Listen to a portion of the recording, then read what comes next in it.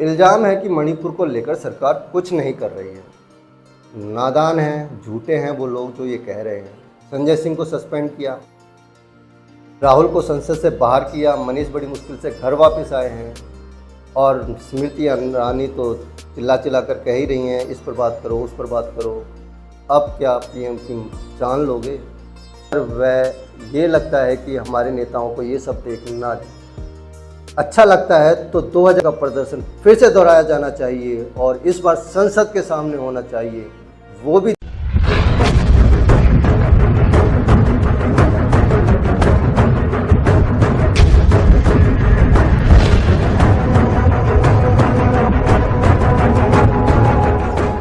नमस्कार, मैं ओम आनंद आईने के साथ फिर से हाजिर हूँ। आज भी मणिपुर ही आईने का प्रतिबिंब है, क्योंकि मणिपुर पर अभी भी धरने प्रदर्शन जारी है, जो कि राजनीतिक ज़्यादा और वास्तविक कम लग रहे हैं।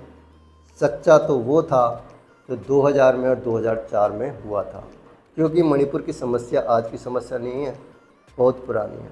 लेकिन नज़रअंदाज हमेशा से होता आ रहा है।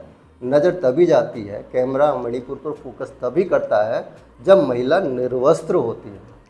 इस बार भी ऐसा ही हुआ, क्योंकि फिल्म वही हिट होती है जिसमें नग्नता हो। सभी निर्माताओं को मालूम है कि जनता का स्वाद क्या है। सफल होते ओटीटी चैनल इसका जीता जागता उदाहरण है।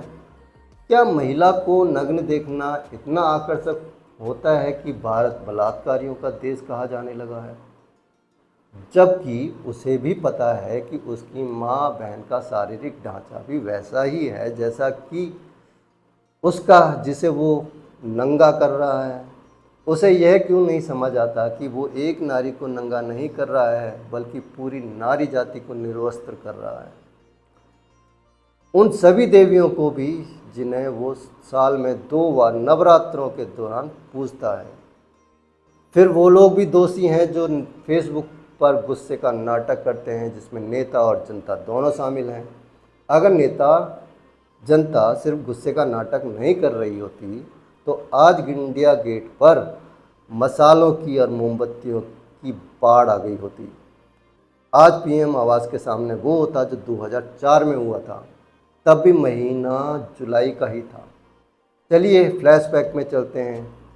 मणिपुर में बहुत कुछ घटित हो चुका है और बहुत कुछ होना बाकी है। राजनीति का नाटक तो चलता रहेगा। एक समय था जब मणिपुर में भारतीय सेना के पास अफस्पा के तहत यहाँ गोली मार देने का अधिकार था। 2 नवंबर 2000 को सुरक्षा बलों ने मालोम के बस स्टैंड पर अंधाधुंध गोलियां चलाकर 10 मासूमों को मार डाला। मृतकों में 62 वर्षीय एक वृद्धा भी थी और 18 वर्षीय एक राष्ट्रीय वीरता पुरस्कार युवक भी। इसके विरोध में इरोम चानू शर्मिला ने अफस्पा को ख़त्म करने की मांग की और भूख हड़ताल पर बैठ गई। इरोम याद है आपको? नहीं? हाँ, याद रहती अगर वो भूख हड़ताल ना करके 16 साल निर्वस्त्र घूमती और भारत का हर व्यक्ति उन्हें देखने जाता। खैर, आगे बढ़ते हैं।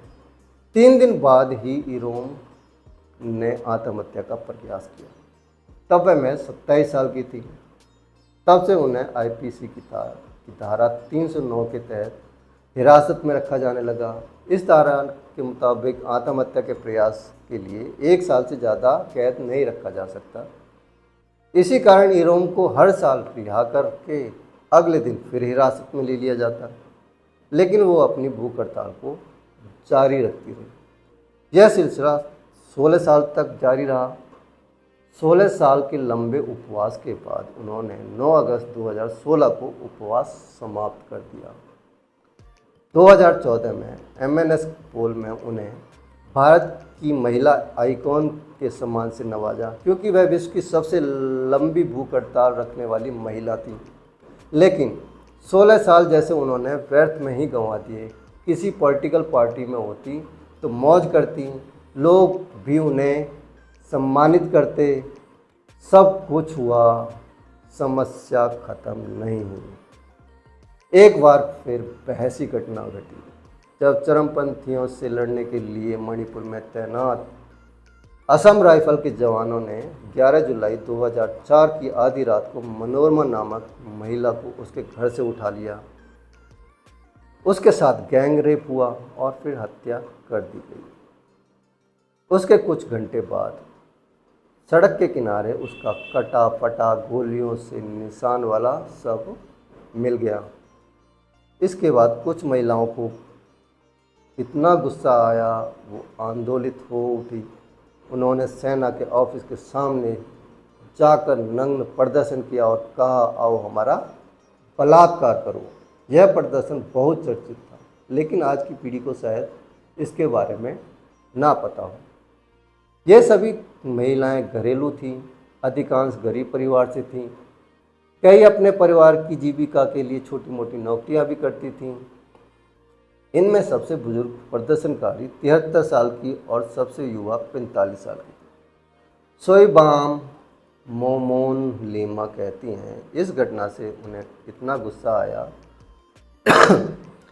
यह केवल मनोरमा की बात नहीं थी जिसका रेप हुआ था। हम सभी ने अपने आप को बलात्कृत महसूस किया। आज का गुस्सा कितना सच्चा है, संसद की बहस से पता चल जाता है। उस समय 73 साल की रही थोकचम रमानी ने बताया कि न्यूड प्रदर्शन को लेकर पहली बार चर्चा 12 जुलाई को Manipur Women's Social Reformation and Development Samaj की एक मीटिंग में हुई, लेकिन लोगों को लगा कि यह बहुत संवेदनशील और रेडिकल है। उन्होंने बताया कि उस दिन के बाद जब अलग अलग महिला समूहों की एक बैठक में उन्होंने इस बात का जिक्र किया, तो इस बात पर सहमति बनी कि महिलाओं का एक छोटा सा ग्रुप आसाम राइफल के मुख्यालय कांगला फोर्ट के सामने सार्वजनिक रूप से न्यूड प्रदर्शन करेंगे। ये सभी महिलाएं सामाजिक कार्यकर्ता भी थीं। इन्हें मेरा पावसी यानी मसाल पकड़ने वाली भी कहा जाता था। वो एक दूसरे को जानती थी, लेकिन अलग अलग संगठनों से जुड़ी हुई थी। अभी भी जुलाई का महीना है, आज भी यही परिस्थिति है, लेकिन किसी का खून नहीं खौल रहा। जो भी दिख रहा है वो राजनीतिक उबाल दिखाई दे रहा है, क्योंकि कपड़े अभी उनके नहीं उतारे गए हैं। मैं समाज के बारे में एक बात हमेशा कहता रहा हूँ कि जब कोई शुद्ध माँ बहन की गाली देता है तो वो अपनी ही माँ बहन को, अपनी ही देवियों को नंगा कर रहा होता है, क्योंकि भगवान ने सभी महिलाओं के अंग एक जैसे ही बनाए हैं, किसी के अलग नहीं हैं।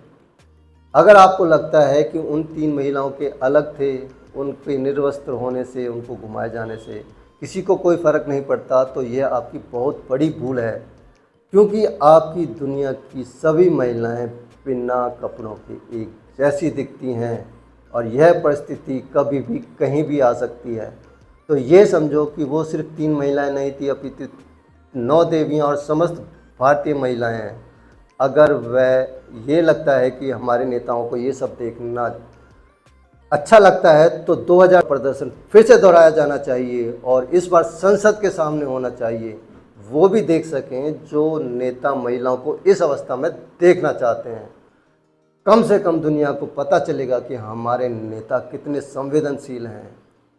प्रधानमंत्री क्या सोचेंगे अभी कुछ नहीं कह सकते, क्योंकि अभी 3 महिलाओं को लेकर उनकी प्रतिक्रिया बहुत अच्छी नहीं है। कुछ नहीं कह सकते। हो सकता है 100 महिलाओं को देखकर कुछ बोल पड़ें, कुछ हलचल कर पड़ें, उसके बाद भी कुछ नहीं होता है तो अंदाज़ा आप लगा ही लीजिएगा कि वो क्या चाहते हैं। यही है आज के आईने का प्रतिबिंब। फिर मिलेंगे आईने को लेकर, तब तक के लिए जय भारत, जय स्वार्थी समाज, जय जातिवाद, जय धर्मवाद और इंसानियत मुर्दाबाद।